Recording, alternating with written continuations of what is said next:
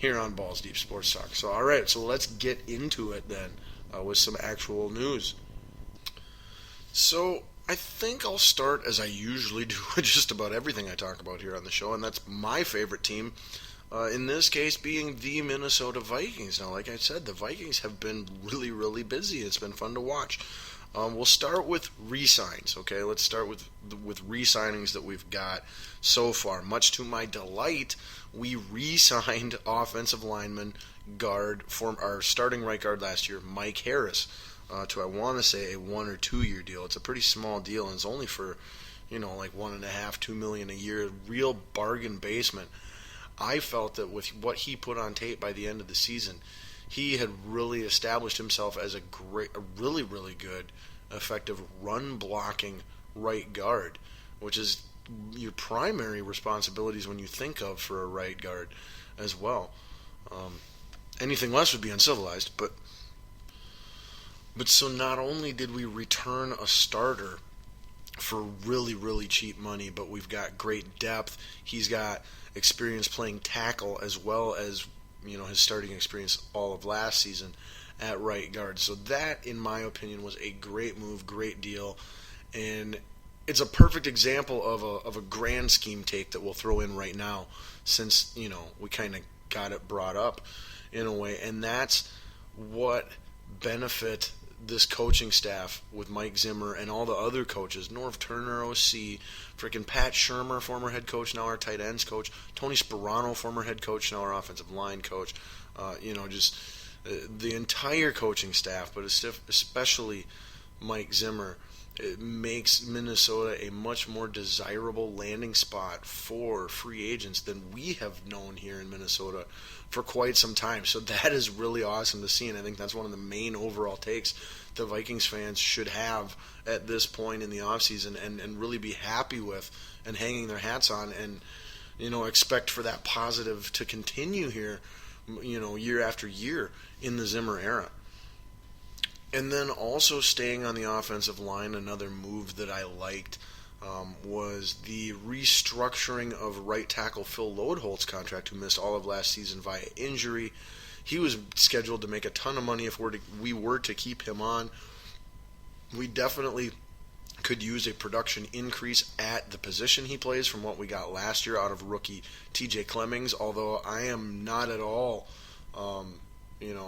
giving up on or unimpressed with TJ Clemmings. If you listen to Paul Allen or most of the other Vikings sports talkers here in Minnesota, they're just, Clemmings is done already, and Fusco would be as well if he didn't have such a big contract. Now, in my opinion, Fusco's contract can get cut. You can eat the money. You can trade him for a 6th-round draft pick.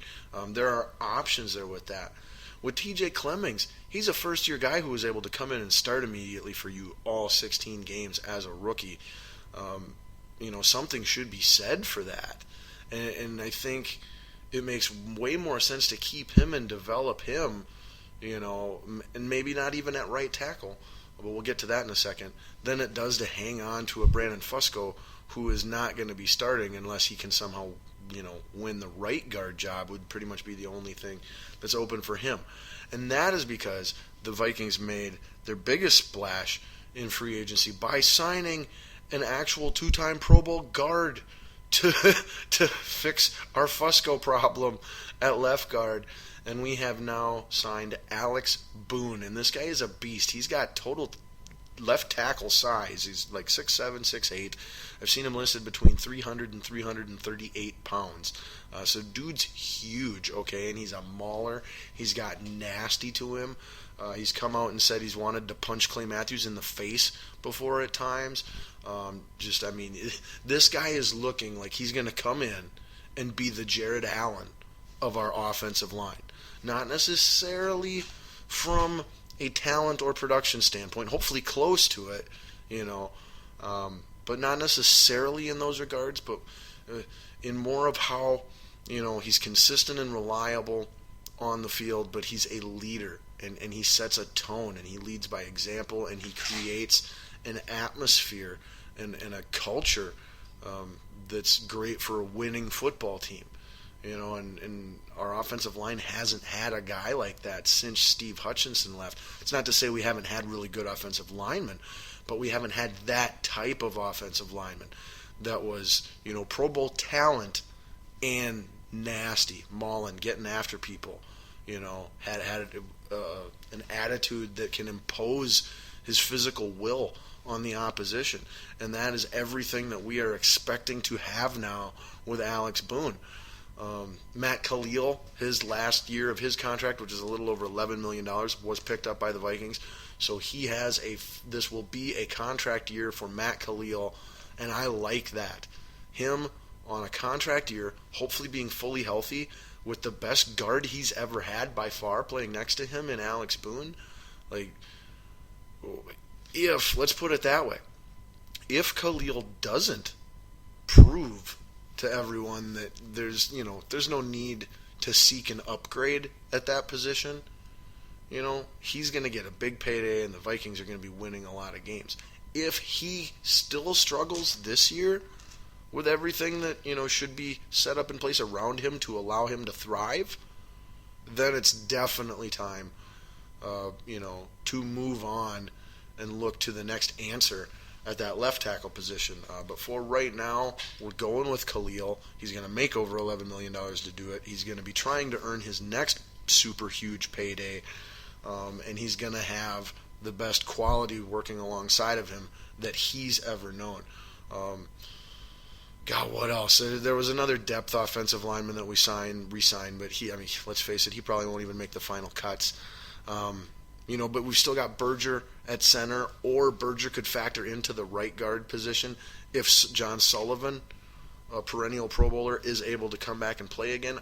Me personally, I'm not counting on that at all. My plan as of right now, if I had to build the team, and address its needs, I would build the team under the assumption or premise that John Sullivan is never going to play football again. And then if you're able to get him back, then you've got this huge, awesome bonus and flexibility that you can play with. But you don't want to set yourself up for that position where you're relying on him to come back, and then it turns out he can't, because everything I've seen, there's no reason to believe, it's still complete 50-50. There's nothing suggesting he will or won't. We're still at the same place we were. And the place we were was he's not playing. So you keep operating under that understanding until, concretely proven otherwise. Now, the other issue on the offensive line, as far as free agency goes, would be tight end. Rhett Ellison, who is our number 2 starting tight end. He's in the jumbo packages, motions a lot into a fullback formation. Really our new age Jim Kleinsasser, but way more athletic and way better with the ball in his hands.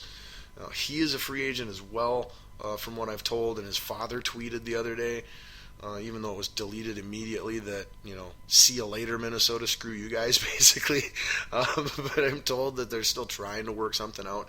He's a big piece of this team.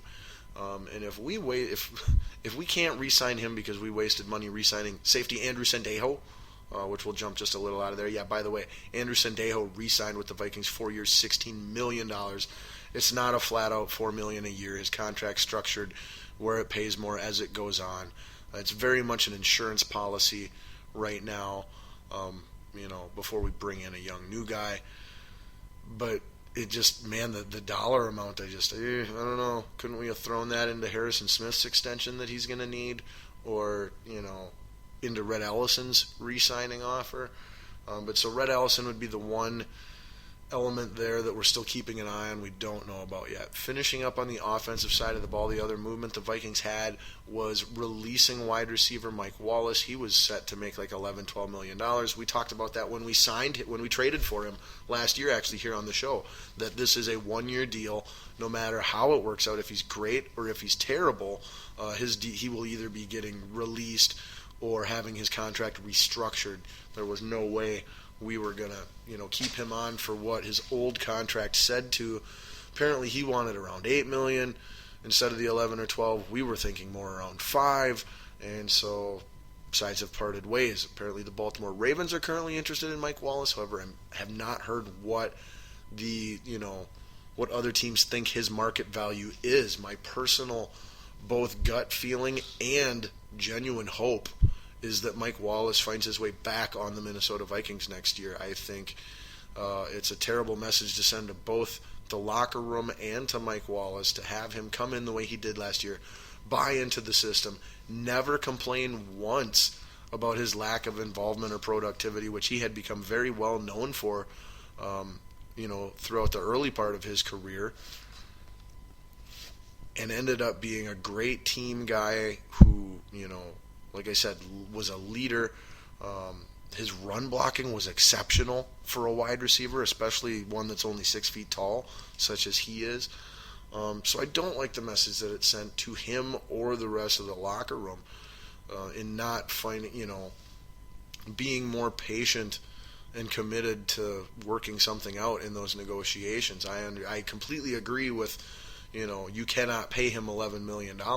And I also agree that $8 million is a little too steep. But if he wants 8 and we're thinking 5, how about we'll give 2 and you give 1, so $7 million a year. If we could have got him a 2-year contract for $7 million a year, I would be super happy with that. I think that's great. And like I said, Mike Wallace, he's only 29. Most of his lack of production last year wasn't a result of anything that he failed to do, or lost an ability to do. Granted, he did have a few drops throughout some games that should have been catches. But for the most part, when he was asked to run a deep route, he ran it, got open, and the ball never found its way anywhere near his hands. And there wasn't a lot of deep routes called, and he's seeing double teams for the majority of the season because, until Stephon Diggs had emerged, there was no one else for the defense to pay any mind to as a receiving threat. So I wasn't disappointed with Mike Wallace at all last year as a player. Every week when I watched him and graded him on film, he always had a positive grade and made more plays than I noticed, or contributed, I should say, much more than what I would notice just the first time casually watching the game as a fan. But anyway, let's switch to the defensive side of the ball quick here. As I mentioned, we did re-sign Andrew Sendejo, 4 years, $16 million. Don't know what the heck we were thinking there. We also signed 9-year safety Michael Griffin, who has been to 2 Pro Bowls as well, I want to say. Very inconsistent up and down career, but he is a little bit more of a true free safety, in my opinion. And Andrew Sendejo, in my opinion, is more of a true strong safety. And so I think that is the plan there, is to have 2 veterans, one, strong safety, one free safety, that for the first, to start the season at least on paper, the plan is that those 2 will rotate in and out to complement Harrison Smith, and that depending on who else is in, if Sendejo is in, then you're going to see Harrison playing a little bit more of a free safety role. If Griffin is in, you're definitely going to see Harrison playing more of a strong safety role. And I love utilizing all of Harrison's strengths that way. However, in my opinion, and as I found out in the opinion of Eric Frampton, because I asked him this, former Viking safety, I asked him this yesterday in our interview, and I asked him what his thoughts on Harrison Smith as a player was, what type of safety he thought he was, and most importantly, what type of safety he felt would complement Harrison Smith the best. And he pointed out how Harrison Smith is really a hybrid, can do a lot of free safety stuff and a lot of strong safety stuff. And his ultimate conclusion was that the best complement you could pair with him would be another Harrison Smith, another hybrid that can play strong safety and free safety responsibilities. And I completely 110 bajillion% agree with that. You complement a hybrid with another hybrid. If you could have, theoretically, this could revolutionize the game. Well, I mean, on a small scale, but I mean on what you can nowadays. Like the Wildcat, but good. And forever.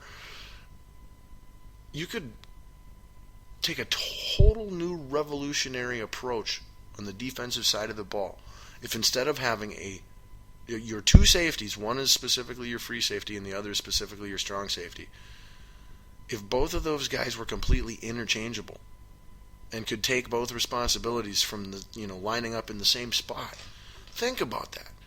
The other team's coaches, the other team's quarterback, they're looking at the defense before the ball is snapped, and they see the two safeties, they have no idea which one is playing free safety and which one's playing strong safety.